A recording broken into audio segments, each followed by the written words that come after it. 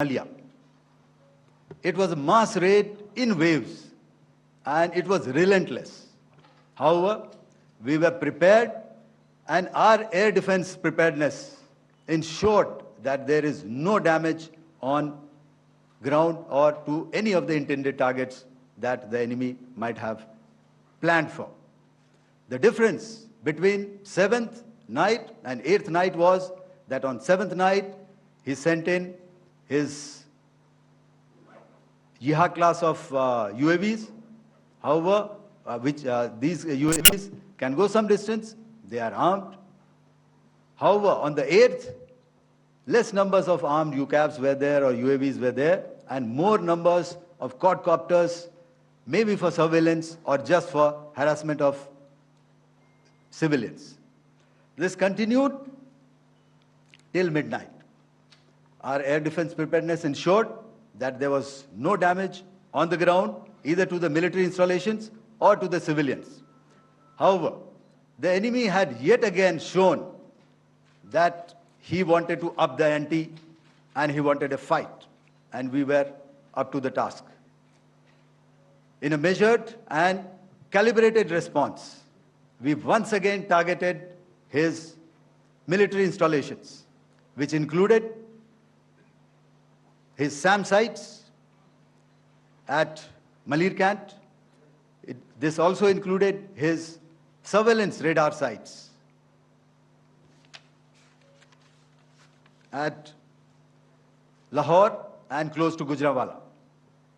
These were suitably addressed, and thereafter his drone attacks continued even till morning, which we countered, and during the daytime there was some respite. Here I would like to bring out another aspect. What we found was that while the drone attacks were being launched from somewhere close to Lahore, enemy had allowed his civilian aircraft to also continue to fly out of Lahore. Not only his own aircraft, but international passenger aircraft, which is quite insensitive, and we had to exercise extreme caution, even at the cost of some tactical disadvantage, to ensure that there is no damage to any of the civilian aircraft. And this was also brought out in our press briefing during the day. So I will now hand over to my colleague to cover the events of 9th onwards.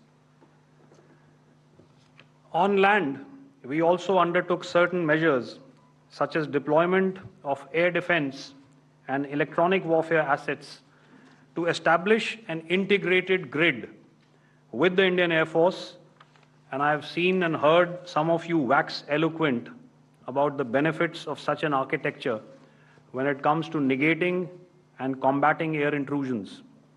We also carried out deployment to include movement of our forces in the land, sea, and air domains.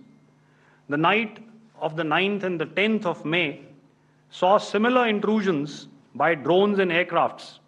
And this time, there was a concerted effort to target airfields and some very, very important logistic installations, albeit yet again unsuccessful and denied gallantly and efficiently, I must say, by the integrated Indian Air Force and Indian Army Air Defense. We further strengthened our deployment and also initiated some pressure points to send a very clear and unambiguous message to the other side to desist from any misadventures on land. Some of the airfields and dumps saw repeated attacks in waves from the air. All were thwarted. The Pakistan Army has reported to have lost approximately 35 to 40 personnel in artillery and small arms firing on the line of control between the 7th and the 10th of May. What the other side had probably also not reckoned with was the speedy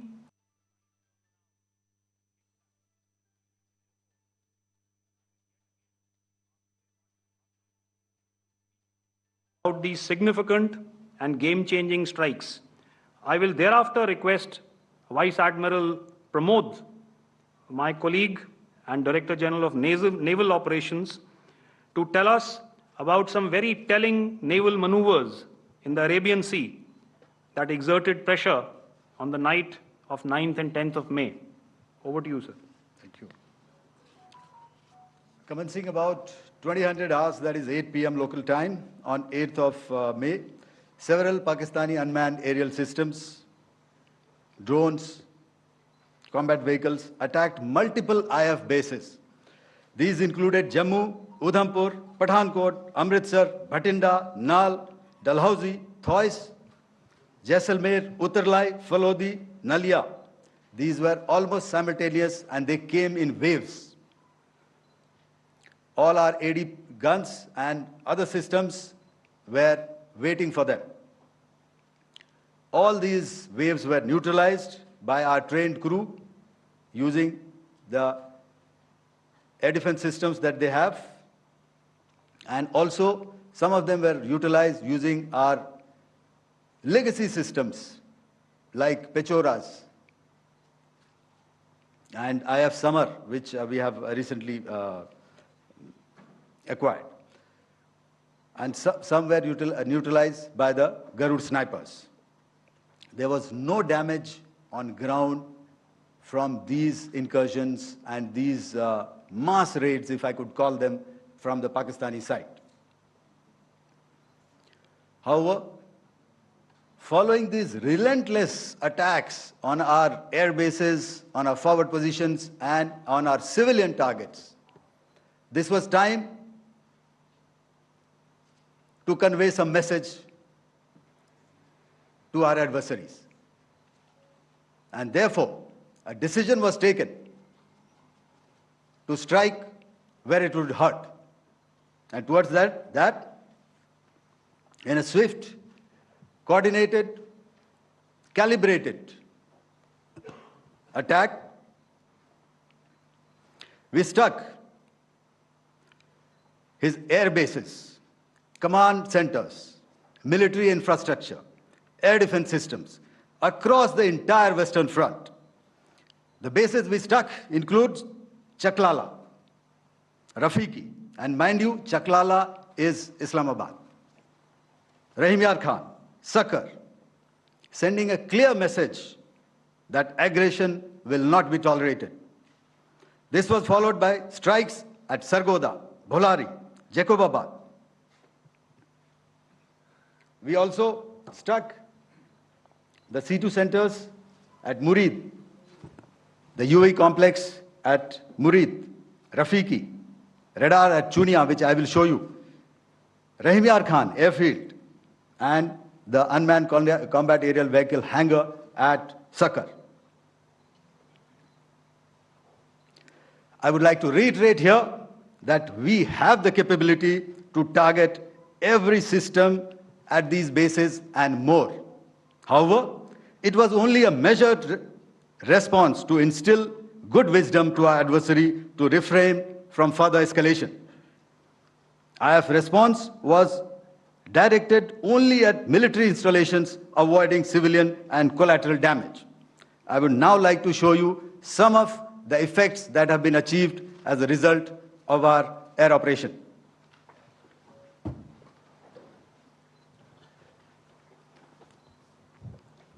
Here is the Pasrur air defense system, if you could see. Zoomed up view, this is the radar mounted on a high tower.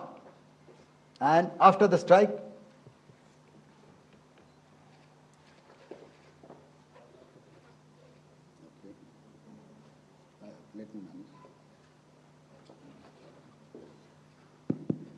thank you. Can you hear me? Yeah, thank you.